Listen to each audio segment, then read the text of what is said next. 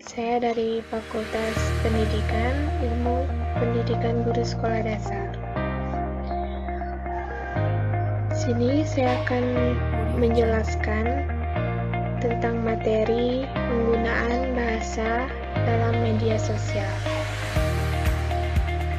Contohnya, seperti gambar yang ini.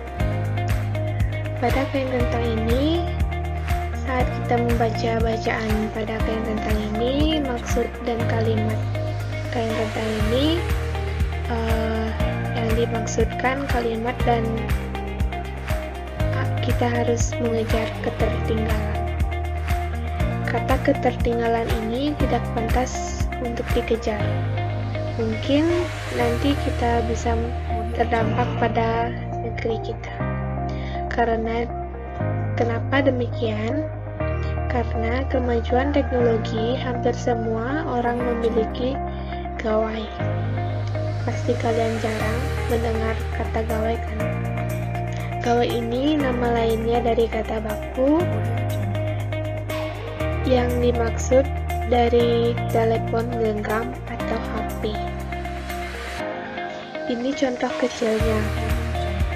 Mungkin teman-teman yang tidak begitu kita perhatian bahwa penggunaan kata gawai di sini yang tempatnya bukan handphone.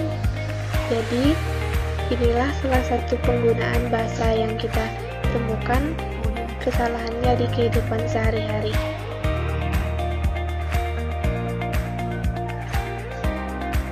Penggunaan bahasa dalam media sosial. Kita perhatikan slide ini. Sebuah media daring dengan cara penggunaannya bisa dengan mudah berpartisipasi berbagai dan menciptakan isi blog jenjang sosial, wiki, forum, dan dunia virtual. Jadi, sebenarnya media sosial ini terdampak positif jika kita bijak dan cerdas dalam penggunaannya. Media sosial pada apa saja itu, pasti kalian juga tidak asing lagi dengan Facebook, Instagram, YouTube, WA, dan media sosial lainnya yang sering kita gunakan untuk berbagi.